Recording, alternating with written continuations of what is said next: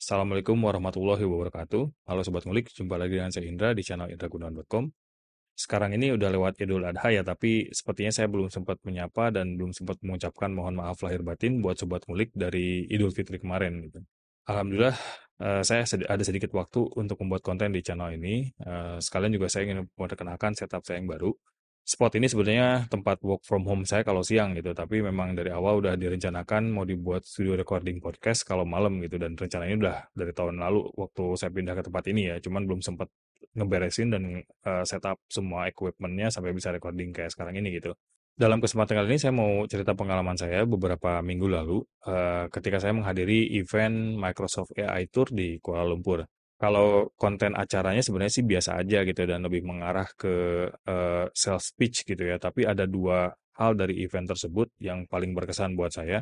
Yang pertama itu bagaimana Intel mengakui ketinggalannya di ranah AI, terutama jika dibandingkan dengan Nvidia. Kemudian dengan kesadaran bahwa mereka tertinggal gitu ya. Mereka tidak berusaha untuk menyaingi Nvidia, tetapi mereka tidak mengejar dari sisi performance, tapi dari sisi value gitu. Nah, sebelum kita bahas lebih lanjut, saya ingin bertanya kepada Sobat Ngulik gitu, siapa di antara kalian yang pernah mencoba bermain dengan LLM atau mungkin mencoba menjalankan model LLM di komputer sendiri menggunakan software seperti Olama gitu. Nah, boleh sharing gimana pengalamannya? Coba tulis di kolom komentar di bawah. Jadi kalau Sobat Ngulik perhatikan, dengan komputer modern sekarang dan minimal RAM 16 GB gitu, biasanya LLM dengan 7 billion parameter ke bawah itu bisa berjalan mulus di mesin kita di lokal gitu ya. Dan dengan setup seperti itu pun setidaknya kita udah bisa memiliki self-hosted LLM yang bisa kita gunakan seperti halnya ChatGPT tetapi di lokal gitu. Dan dari situ tentu kita bisa membayangkan kan betapa banyak potensi yang bisa kita gali dari setup tersebut gitu. Salah satunya kita bisa bikin solusi dengan LLM tanpa mikirin biaya API yang tinggi, karena model LLM-nya sendiri kan kita running locally gitu ya. Nah, tetapi kalau dibandingin dengan zaman dulu, solusi LLM ini akan menjadi masalah kalau kita mau hosting di cloud gitu, karena dulu setidaknya untuk untuk nge-hosting LLM seperti ini kan berarti kita perlu GPU instance karena CPU-nya belum mumpuni gitu ya. Nah, terlebih lagi untuk LLM 7 billion parameter itu kalau zaman dulu kita perlu GPU yang paling nggak punya 8 GB VRAM gitu, dan kalau di cloud itu tentu harganya nggak akan murah ya gitu dan pasti akan mahal gitu. Nah, ini yang ditekankan oleh Intel di event tersebut, yaitu CPU instance is cheaper than GPU gitu. Dan apa yang mereka janjikan atau yang dijanjikan oleh Intel dari generasi prosesor Intel 12 ke atas, terutama yang Intel yang di cloud gitu ya, atau mungkin Xeon gitu. Jadi dia sudah bisa menjalankan LLM dengan jumlah parameter 7 billion parameter ke bawah gitu. Dan itu udah bisa mulus gitu. Jadi kalau arsitekturnya sekarang kan kebanyakan kayak CPU itu dia punya NPU ya, yang Neural Processing Unit gitu. Nah itu yang dipakai untuk pemrosesan paralelnya seperti yang ada di GPU gitu. Dan janji Intel itu dengan bisa merunning 7 billion parameter secara mulus, itu bisa dilakukan tanpa perlu discrete GPU atau GPU instance terpisah lagi gitu ya. Nah, mendengar presentasi tersebut, saya langsung bisa membayangkan bakal banyak sekali pihak yang diuntungkan gitu, termasuk dari sisi developer. Nah, sekarang kita bisa punya akses ke AI mesin yang lebih murah gitu. Nah, yang seperti Intel bilang, GPU memang lebih mahal daripada CPU gitu ya. Nah, sekarang bayangin aja, kalau kita mau beli discrete GPU yang VRAM-nya 32 GB, berapa biaya yang harus kita keluarkan gitu untuk itu gitu. Nah, untuk misalkan untuk personal AI mesin tadi, sekarang ini mungkin integrated GPU bisa jadi pilihan gitu ya. Kalau kita bandingin GPU yang VRAM-nya sharing sama RAM, tapi laptop RAM-nya 32 ke atas misalkan. Nah, itu jauh lebih murah daripada mencari laptop atau komputer yang pakai discrete GPU dengan VRAM 32 GB gitu. Nah, lanjut ke pembahasan tadi, kalau AI mesin developernya udah oke, dan bisa menjalankan LLM dengan 7 billion parameter ke bawah ya, kemudian cloud providernya juga sudah support menjalankan CPU instance dengan prosesor generasi terbaru, dan juga bisa menjalankan LLM dengan jumlah model parameter yang sama gitu.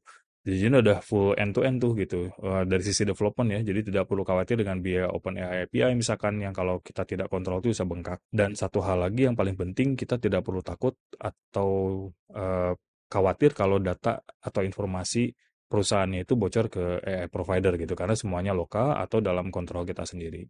Sebagai proof of concept gitu, jadi mungkin kemarin kesibukan saya juga salah satunya karena saya coba pengen buat solusi murah untuk AI yang saya pakai gitu ya. Jadi beberapa bulan yang lalu saya upload script di repo saya di GitHub. Isinya itu sebenarnya Docker Compose script gitu untuk menjalankan AI stack di komputer kita sendiri gitu. Tapi skrip yang saya buat itu sangat spesifik untuk spek komputer yang saya pakai gitu. Dan kebutuhan saya mengenai AI. Jadi saya pakai laptop yang ada komunikasi ke eksternal GPU gitu ya. Jadi di laptop itu saya pakai hosting operating systemnya Ubuntu, kemudian pakai Docker, terus ada eksternal GPU-nya dengan AMD Radeon RX 6800 dan VRAM-nya 16 GB gitu. Pada saat itu GPU itu termasuk yang paling murah di second hand market gitu ya. Terutama kalau dibandingkan dengan GPU-nya Nvidia yang 16 GB VRAM, kebayang berapa nggak tahu di Indonesia juga mungkin lebih mahal kali ya. Nah untuk AI stack-nya karena saya pakai GPU-nya AMD, jadi saya pakai ROCm. Kalau dari Nvidia bisa pakai CUDA kan ya. Tapi semua dependensi itu atau semua install dependensi itu udah di-handle sama Docker Compose-nya gitu. Jadi langsung jalanin Docker Compose up, semua script-nya langsung running termasuk dependensi ROCm-nya dan AI software yang saya pakai gitu seperti Ollama, OpenWebUI dan Stable Diffusion gitu. Kalau misalnya saya mau gambarkan apa yang bisa dilakukan oleh mesin tersebut, jadi dengan OpenWebUI saya bisa pakai mesin tersebut seperti halnya ChatGPT buat bertanya apapun juga ya gitu. Mungkin update datanya cuma sampai 2023 kalau nggak salah. Kemudian juga saya bisa menggunakan API-nya dari OpenWebUI itu yang 100% kompatibel dengan OpenAI API gitu. Jadi kalau kita punya project yang udah pakai OpenAI API, tinggal di redirect URL-nya dan kredensialnya ke AI Machine Work kita langsung jalan tuh gitu. Bahkan di Visual Studio Code sendiri, kalau kita pakai Copilot atau pakai semacam AI Assistant gitu ya, ada plugin di Visual Studio Code yang bisa mengkonekin AI Assistant-nya ke lokal mesin kita gitu, dan kita bisa pakai model semacam Llama Coder atau apapun gitu yang support untuk running di mesin lokal itu dan pointing Visual Studio Code kita ke mesin lokal gitu, dan ini membuka banyak potensi yang lain gitu ya. Kemudian hal lainnya yang saya lakukan dalam mesin itu adalah seperti halnya di Midjourney, tergantung checkpoint yang saya pakai, saya bisa pakai mesin itu buat nge-generate gambar atau artwork dengan Stable Diffusion gitu, dan nggak perlu mikir lagi pakai berapa kredit dan nggak perlu subscription gitu ya. Jadi kita bisa generate image sepuasnya gitu. Poin kedua yang membuat saya berkesan dari kunjungan ke event tersebut, saya tersentak gitu. Jadi ada satu presentasi yang mungkin refleksi gitu bahwa generasi kita ini menyaksikan atau setidaknya generasi saya ini menyaksikan transisi software development dari masa ke masa gitu. Mulai dari desktop programming atau single client, kemudian ke client server, lalu mobile, kemudian cloud. Nah, sekarang ke eranya agentic AI gitu. Yang disadari atau tidak disadarinya perubahan ini adalah dari perilaku users gitu. Atau bagaimana manusia berinteraksi dengan komputer atau mesin gitu. Nah, mungkin zaman dulu orang pakai komputer harus ngetik di keyboard gitu ya. Kemudian mouse diciptakan sebagai salah satu input method yang lain. Di zaman cloud, komputasi tidak dilakukan di lokal lagi, tetapi di komputer di cloud, sehingga memungkinkan device-device yang tidak terlalu kuat seperti smartphone atau mobile phone bisa melakukan komputasi atau memberikan fitur-fitur yang kompleks buat usernya gitu ya. Karena aplikasi mobile tersebut kan berinteraksi dengan server-server yang ada di cloud. Orang mungkin lebih banyak melakukan aktivitas komputasi tersebut di handphone sekarang daripada di depan komputer gitu. Nah, zamannya agentic AI nanti mungkin interface manusia ke mesin itu bisa jadi berubah lagi gitu. Mungkin sekarang lebih banyak pakai interface chat ke AI agent, bahkan untuk programmer pun bisa berinteraksi dengan prompt engineering ke AI sekarang ya gitu. Semua perubahan yang terjadi, kalau misalkan ada poin yang bisa diambil dari video ini, sebetulnya kita udah masuk ke fase selanjutnya dari software development gitu. Seperti saya singgung tadi ya, cara manusia berinteraksi dengan mesin di masa depan mungkin sudah tinggal lewat chat atau voice saja gitu. Semua AI model itu akan terhubung serta diperluas ke berbagai macam skill set atau knowledge.